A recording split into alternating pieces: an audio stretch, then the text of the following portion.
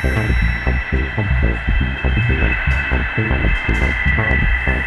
it's Mark Loftus with Post Magazine. We're back, and I have a special guest, Steve Cooperman from Panasonic, joining us. Steve, thanks. How are you? Excellent. Want to know a little bit about what's going on at the Panasonic booth. I know that you guys have some P2 announcements with pricing. You've got some new cameras being introduced at the show. Let's start with P2 and share that with our audience. Sure. Thanks a lot. We introduced just Sunday at our NAB press announcement a couple of new products. So I want to go over that. We introduced the new AG HPX 250.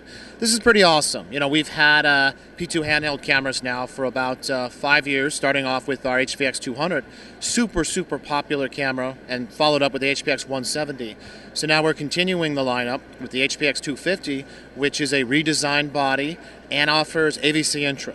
So this is the first time that we've offered our full-resolution 10-bit AVC Intra codec within a handheld camera. It's the only camera, like you say, it's the only camera in the world that offers that level of video quality in a one-piece camcorder without having to record to an onboard recorder or have BNC cables coming out of the camera. Okay, so it's P2 handheld format, yep. AVC Intra. AVC Intra, native 1920 by 1080, 3MOS imager, really awesome video quality.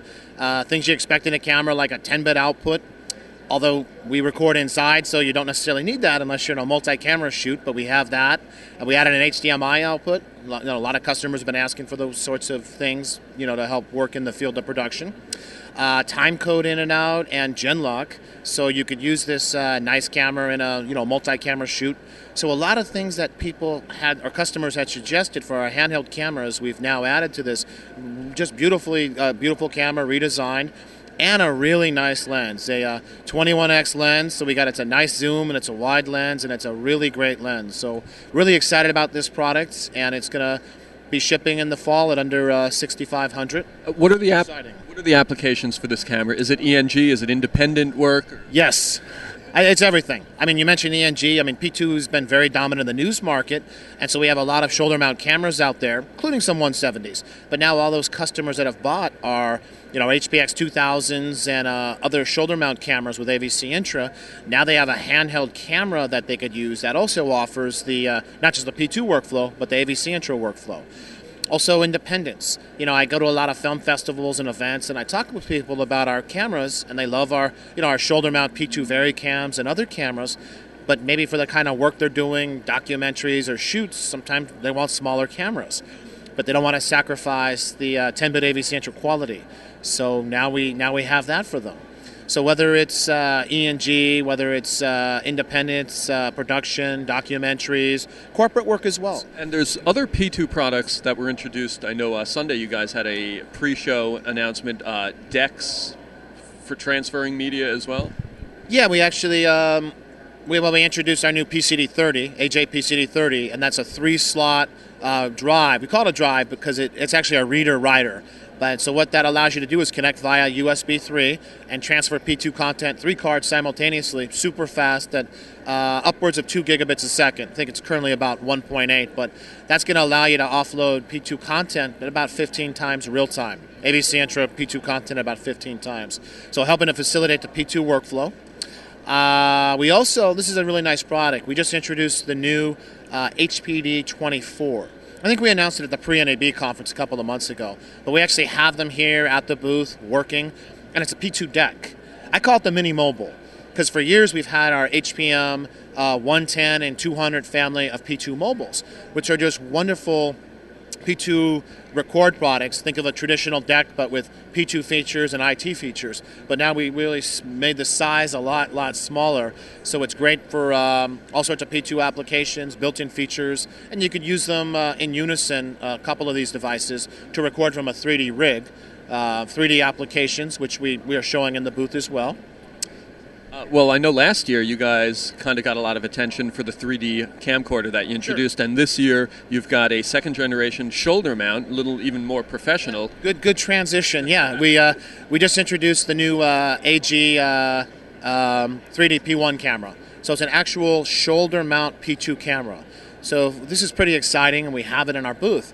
And if you think about the reason why we introduced the camera last year, the 3D-A1, was besides the growing 3D production, there was a lot of features to help people. Basically, it takes care of all of the vertical and the horizontal adjustments for you that you would normally have to be much more complex to control within a 3D rig, and just offers you the ability to adjust the convergence. So that same logic is there. Really simple to use 3D camera. But now it's P2. So it has full resolution, AVC Intra, 19 by 20 by 1080, 10-bit video quality. So you get all of the benefits that we introduced last year to the market, but with super high quality P2 resolution. And the nice thing about that is with P2, and this applies overall, pretty much every NLE system out there, all the nonlinear editors are P2 compatible, not just P2 compatible, but AVC Intra compatible. And so what this means is not only are, from day one, you're going to have a compatible 3D workflow with our new P2 camera, which is a really nice thing. High quality video and a compatible workflow with the Avids and the Apples and Adobes and the different nonlinear editing solutions out there. And I know you guys reduced the price of the P2. The news is, I guess, the pricing, not so much the capacity has changed, but the 64 gig cards are more affordable, where anybody can really get involved in a P2 work. Exactly. Our 64 gig P2 cards, we decreased the price. Actually, it's about a month ago, actually 2 months now, but we decreased the price till $695 for a 64 gig. So we dropped the price over 30%. And we dropped all of the P2 card prices, the 64s, the 32s, and the 16s, by average of about 20%. So it's still the same high quality cards. P2 card prices have really dropped. I mean, if customers see portable drives in the market and pricing continues to decrease and capacities increase, P2 cards in just the last couple of years, our capacity, we went from a 4 gig card at roughly $2,000 to just a couple of months ago, a 64 gig card, 16 times increase at about $1,000. So that's a 32 times difference, 32 times decrease based on price per gigabyte. And now in this last couple of months, we dropped the price again 30%. So not only has the capacity gone up 16 times, the price has dropped by about 2/3, and the speed of the card went from 640 megabit a second transfer speed up to 1.2 gigabit. So these are super fast, super reliable cards, which are a great platform for recording, but also for the post workflow, ensures that your content is there, and it's a great platform to quickly offload the content onto servers and storage devices to edit on the wider range of NLE solutions out there. Well, thanks for coming by the booth, Steve. We appreciate the update on what's going on from Panasonic. One other thing, if you want to hear about, since we're on, but we just introduced new to our HPX 3100. We introduced this last fall. 2/3 inch camera, 2/3 inch 1080 camera, but we just introduced a new wireless metadata solution. And so what that allows you to do is just in the field, you could use your iPhone, and we're not connected here, but use your iPhone and literally open up your Safari browser on your iPhone, or if you have an iPad or a Mac, a PC, open up your Windows Explorer or whatnot, and look at the camera. And look at some of the basic things such as your remaining P2 card life, your remaining or P2 card availability, your remaining battery life, but also access remotely from the camera. Remotely, but also one of the best things about P2 is the metadata, different metadata fields that help you in editing. And the only reason why more and more people haven't used it is because the simplicity of it. Now you're able to use it with your iPhone or these other devices. You could tag clips live, and that metadata goes to the NLE system where it populates at the particular point of the timeline. So you can see clips that you marked good or bad. If you're doing sports, offense, defense, kicks, different sort of metadata, good take, bad take, B-roll or web content or different things you could tag live while you're shooting and review proxies remotely. So that's a really nice thing for our HPX 3100 that will really help with the post-production editing and workflow. Cool. All right, we're going to have to get by the Panasonic booth and see a little bit more, but thanks again for stopping by the Post booth. Take care. We'll be back.